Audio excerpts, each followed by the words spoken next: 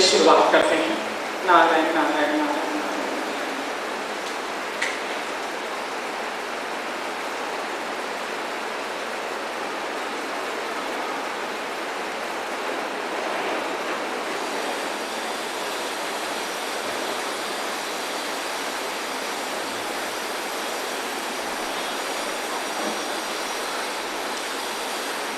इस अध्याय को ध्यान से देखिएगा और ध्यान से सुनिएगा।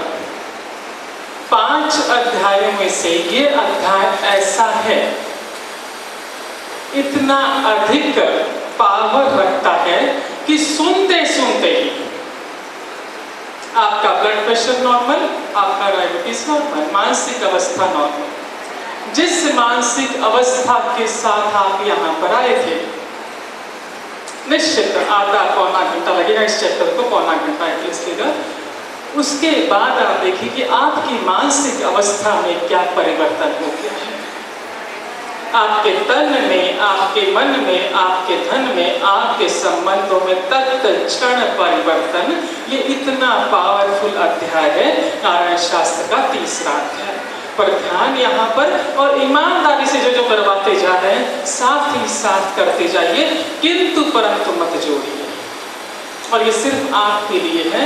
ऐसा भी ध्यान नहीं करना है कि वो अति या वो अता तो अच्छा था। आप यहाँ पर आए हैं, ये सिर्फ आपके लिए है। जैसे जैसे आपसे प्रश्न पूछते जाएंगे वैसे वैसे आपको प्रश्नों का उत्तर देना है। 3रा अध्याय, और हम लोग फोकस कर रहे हैं अपने तन पर, अपने मन पर, अपने धन पर और हमारे संबंधों पर, क्योंकि यही पैकेज महत्व रखता है। यदि ये सही है तो बाकी चीजें ऑटोमेटिक आपके पास खींची चली आएगी, आपको उनके पीछे भागने की जरूरत नहीं है। अब एक प्रश्न का ईमानदारी से उत्तर दीजिए कि वो व्यक्ति आपके दिमाग पर हावी रहता है जो आपसे प्रेम करता है या जिससे आप प्रेम करते हैं, या वो व्यक्ति जो आपको इरिटेशन, फ्रस्ट्रेशन, टेंशन देता है। कौन सा व्यक्ति आपके बैक ऑफ द माइंड बैठा रहता है, जो आपसे प्रेम करता है वो, या जो आपको इरिटेशन, फ्रस्ट्रेशन, टेंशन देता है? इरिटेशन, फ्रस्ट्रेशन, टेंशन देता है वो हमारे दिमाग पर हावी रहता है। बेचारा जो प्रेम करता है वो तो। अब जरा सा यहाँ पर देखिए कि ये आप हैं, योरसेल्फ।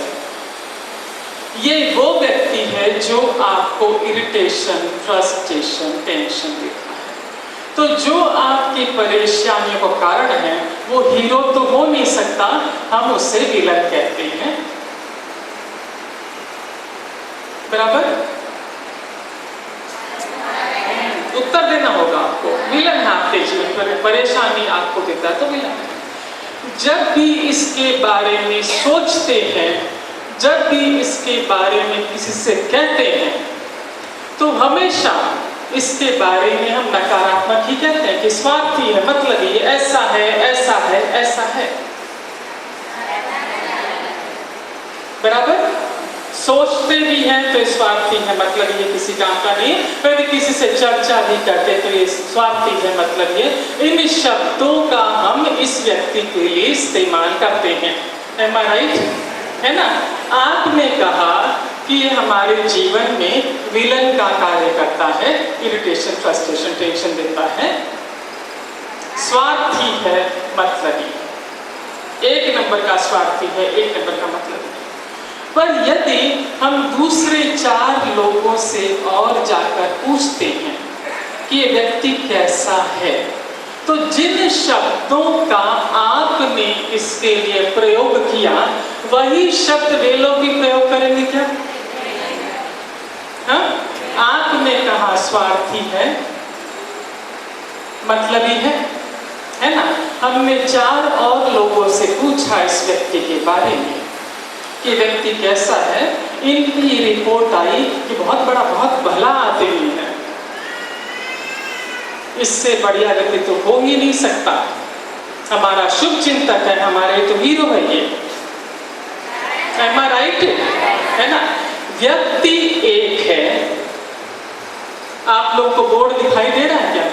व्यक्ति एक है, हम कहते हैं स्वार्थी है, मतलबी है, और बाकी 4 लोग कहते हैं कि तो बहुत भगवान का आदमी, बहुत बड़ा शुभ चिंतक है। ऐसा क्यों? ओपिनियन, राय इस व्यक्ति की हमारी आपकी अलग है, उनकी अलग क्यों? अब ओपिनियन आपकी राय उनके बारे में ऐसे कब बनी जब इसने ऐसा कुछ किया या ऐसा कुछ कहा जिससे आपको दुख पहुंचा, है ना? ऐसा कुछ किया या ऐसा कुछ कहा कि आपको दुख पहुंचा। जब इसने ऐसा कुछ कहा, ऐसा कुछ किया, तब आपने उससे जाकर कहा क्या कि आपका ये व्यवहार मुझे दुख देता है, मुझे हर्ट करता है?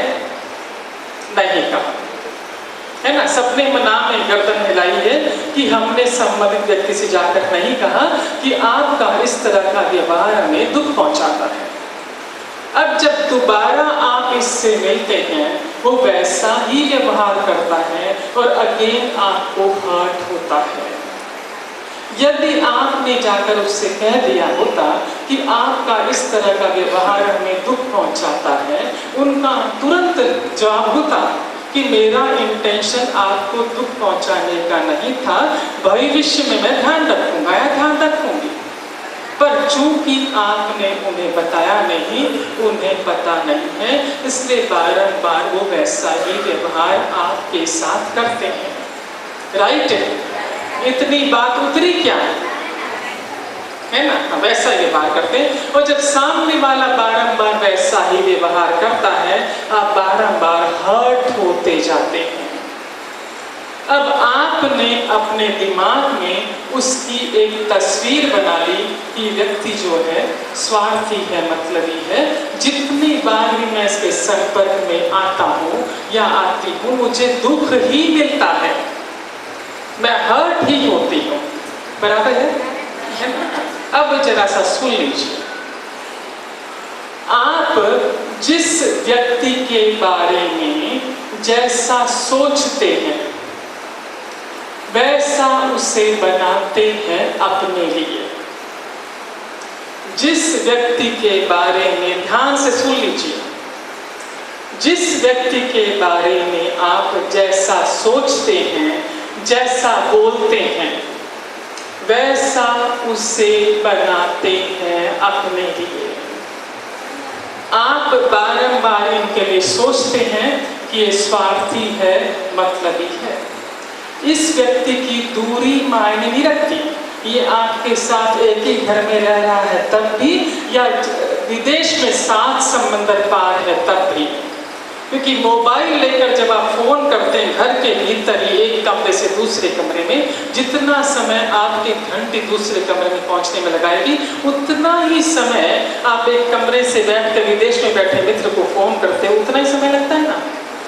कि उधर तक रेंज पहुंचने में समय लगता है, घर में बगल में तो तुरंत रेंज पहुंचती है। समय उतना ही लगता है जितना विदेश में हमने कॉल किया, आपने कॉल किया, वहां घंटी बजी, कब बगल के कमरे में कोई बैठा है, हमने यहाँ से कॉल किया, वहां घंटी बजी। Duration is the one and the same. उतना ही ड्यूरेशन लगता है कि आपने इसके बारे में जैसा सोचा, जैसा बोला, वैसा ये व्यक्ति बनता गया। जिस व्यक्ति के बारे में जैसा सोचते हैं, जैसा बोलते हैं, वैसा उसे बनाते हैं अपने लिए। अब ये जो लोग हैं, आप निरंतर कहते हैं स्वार्थी है, मतलबी है, आपने बारंबार विचारों के माध्यम से, वाणी के माध्यम से इस व्यक्ति को अपने लिए स्वार्थी बना दिया। और ये लोग कहते हैं कि हमारा वेल विशर है, शुभ चिंतक है, ये बारंबार कहते हैं, इसलिए ये व्यक्ति इनके लिए शुभ चिंतक है, वेल विशर है। आपने कहा स्वार्थी है। जब व्यक्ति आपके संपर्क में आता है, स्वार्थी बन जाता है और इनके संपर्क में जब आता है शुभ चिंतक बन जाता है। दूसरा, चूंकि आप इसे उस नजरों से ही देखते हैं, आपने इसकी पिक्चर बना ली है, ये व्यक्ति अच्छा है, पर चूंकि आपने एक इमेज बना ली है कि स्वार्थी है, मतलब ये है, इसके हर शब्द हर एक्शन में आपको स्वार्थ नजर आता है कि ये ऐसा कर रहा है, इसके पीछे ये स्वार्थ है, ये ऐसा कर रहा है, इसके पीछे ये स्वार्थ है, क्योंकि उस आपकी सोच उस बारे में ऐसी है। और वही एक्शन जब इन लोगों के बीच करता है व्यक्ति, तब ये सोचते हैं कि ये जो कुछ भी कर रहा है हमारे भले के लिए कर रहा है,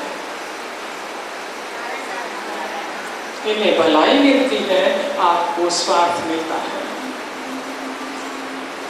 इज इट क्लियर? हाँ।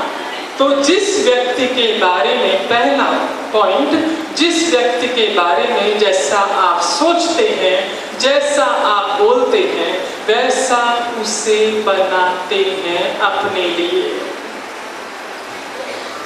नारायण शास्त्र कहता है कि व्यक्ति की उम्र चाहे कितनी भी क्यों न हो, 5 साल, 10 साल, 50 साल, 90 साल, वो कच्ची मट्टी है। आप अपने विचारों के माध्यम से, आप अपनी वाणी के माध्यम से उसे जैसा चाहे वैसा शेप दे सकते हैं। नारायण नारायण नारायण नारायण नारायण। दूसरा पॉइंट, अब यदि इस व्यक्ति के पास जाकर हम पूछते हैं, है ना, जिस व्यक्ति के बारे में जैसा आप सोचते हैं वैसा उसे बनाते हैं अपने लिए, पहला पॉइंट। दूसरा पॉइंट, जैसा आप इसके बारे में सोचते हैं आइडेंटिकल, वो भी वैसा ही आपके बारे में सोचता है। यदि हम इसके पास जाकर इससे पूछते हैं कि ये व्यक्ति कैसा है, आपके बारे में पूछते हैं इसके पास जाकर, तो वो क्या बोलेगा? देवता आदमी है। क्या कहेगा? जिन शब्दों का आपने प्रयोग किया वो भी यही कहेगा कि स्वार्थ ये मतलब है। Am I right? है ना? जिन शब्दों का आपने प्रयोग किया वही शब्दों का ये भी आपके लिए प्रयोग करेगा कि ये स्वार्थी है, मतलब ही है। तीसरा,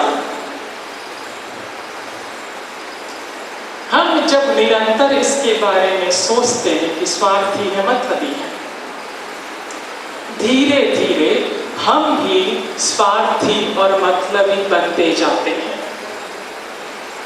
निरंतर चिंतन जब उस व्यक्ति का चलता रहता है, क्योंकि बैक ऑफ द माइंड वही बैठा रहता है, जब निरंतर चिंतन चलता है कि वो स्वार्थी है, वो स्वार्थी है, वो स्वार्थी है, धीरे धीरे हमारे भीतर विचार लगते हैं वो क्या स्वार्थी है, उससे अधिक स्वार्थी बनकर मैं दिखाऊंगा।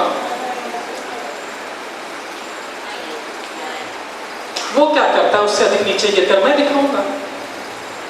बजाय हमारी अच्छाई उस पर हावी होती, उसकी बुराई हम पर हावी हो जाती है। धीरे धीरे हम भी स्वार्थी और मतलबी बनने लगते हैं। चौथा पॉइंट, हम जैसे होते हैं, यदि हम स्वार्थी और मतलबी बन गए तो हम जैसे होते हैं वैसे ही लोगों को हम अपनी ओर आकर्षित करते हैं। ध्यान रहे कि हम जैसे होते हैं वैसे ही लोगों को हम अपनी ओर आकर्षित करते हैं। जैसे यदि हम स्वार्थी मतलबी बन गए, हमारे इर्द गिर्द स्वार्थी मतलबी लोग जमा हो जाएंगे। कैसे? आपको उदाहरण देते हैं, आपको आसानी होगी समझने में। आप गेट टुगेदर में जाते हैं, 100-200 लोग जमा है पार्टी में, है? और वहां पर एक पीने का काउंटर भी बना हुआ है कोने में। काउंटर सामने नहीं होते, कोने में होता है पीने का काउंटर, है ना। पीने वाला गेट में से एंटर होता है और चारे कोनों में चेक करता है कि कहां पर काउंटर खुला हुआ, गेट में से, राइट, है ना, और चुपचाप चलकर उस कोने में पहुंच जाता है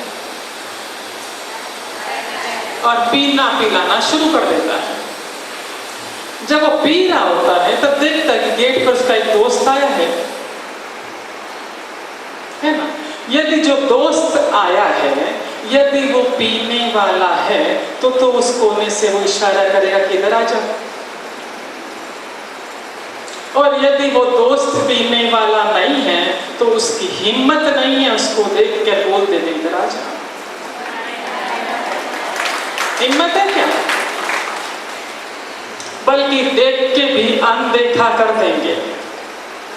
और जो घुसा है काउंटर के यहाँ हॉल में घुसा है, वो अगर पीता नहीं है और उसको पता है वहां पर काउंटर है और वहां पर जो परिचित खड़ा है उससे काम भी है, पर ये जाकर उधर जाकर बात नहीं करने वाला कि वहां से फ्री होकर बाहर निकलेगा तब मीटिंग करूंगा, जाएगा क्या वहां पर? नहीं जाने वाला। और उसकी भी हिम्मत नहीं कि बुला ले इधर आ जा। और पीने वाला बराबर वहां पहुंच जाएगा कहीं से भी घूम घाम के। हम जैसे होते हैं वैसे ही लोगों को हम अपनी ओर आकर्षित करते हैं। गेट टुगेदर में ताश खेलने वाले बैठते हैं, जो खेलते हैं ताश वो अपना एक ग्रुप बनाकर बैठ जाते हैं, रातों जागकर ताश खेलते हैं। जो व्यक्ति ताश नहीं खेलता पहली बात तो उस ग्रुप में जाएगा नहीं, और यदि जाएगा भी तो 2-3-5 मिनट के ऊपर टिकने वाला नहीं है। टिकेगा क्या वहां पर? उसका मन लगने वाला है क्या? तो हम जैसे होते हैं वैसे ही लोगों को हम अपनी ओर आकर्षित करते हैं। होशियार विद्यार्थियों का ग्रुप, इंटेलिजेंट विद्यार्थियों का ग्रुप वो अलग ही होता है कि नहीं? अलग होता है। जो एवरेज विद्यार्थी, कमजोर विद्यार्थी, वो अपना अलग ग्रुप बना लेते हैं। हम जैसे होते हैं वैसे ही लोगों को हम अपनी ओर आकर्षित करते हैं। हम सत्संगी हैं इसलिए सत्संगी लोगों को हम अपनी ओर आकर्षित करते हैं।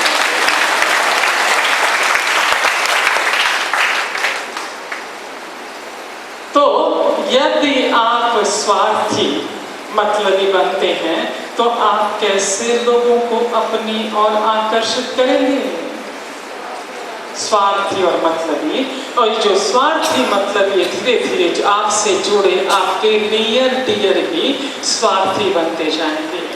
नियर डियर कौन? आपके भाई हैं, आपका जीवन साथी, आपके बच्चे।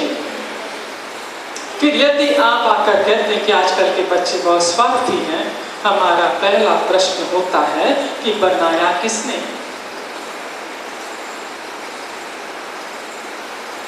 बहुत अभिभावक आके मिलते हैं काउंसलिंग के लिए कि आजकल के बच्चों का तो खून ही सफेद हो गया है, परवाह ही नहीं है।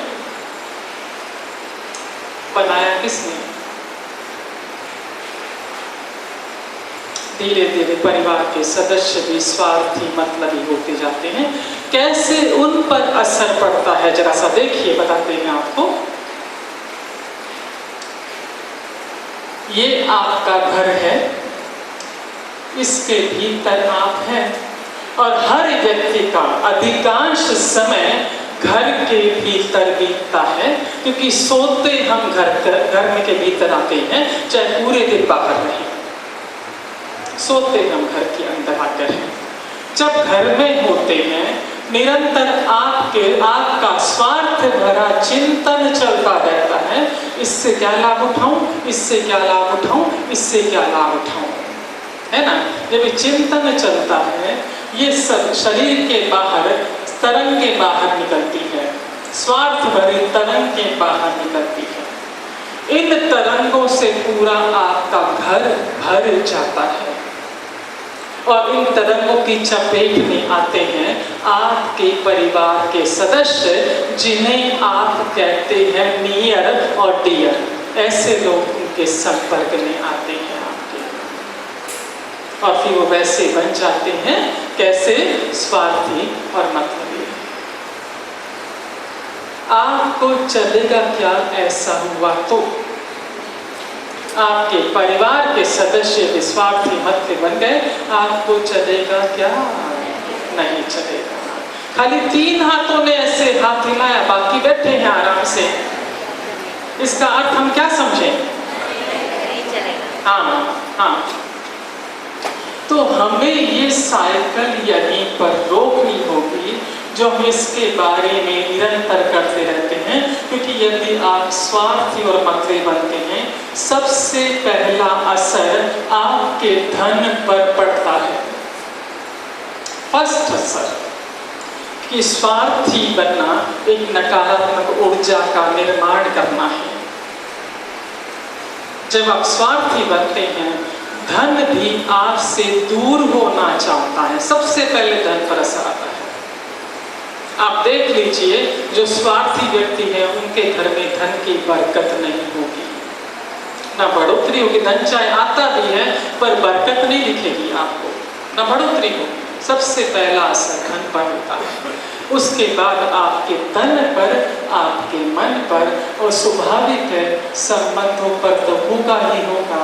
क्योंकि संबंध कब मजबूत बनते हैं? जब प्यार और विश्वास उसके भीतर होता है। यदि स्वार्थ है तो मजबूती नहीं आएगी आपके संबंधों में,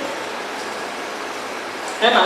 तो हमें ये साइकिल जो निरंतर चल रही है, स्वार्थी है मतलबी है, ये साइकिल हमें यहीं पर रोकनी होगी। क्योंकि जिस व्यक्ति के बारे में हम जैसा सोचते हैं, जैसा बोलते हैं, वैसा उसे बनाते हैं अपने लिए। तो इस साइकिल को हम कैसे रोकेंगे? आंखें बंद कर लीजिए।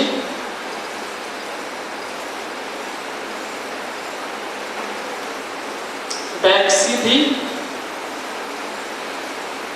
सपोर्ट लेकर बैठ सकते हैं आप।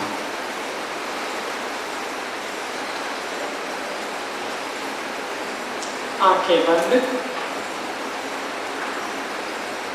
धीमे धीमे सांस भीतर, धीमे धीमे सांस बाहर।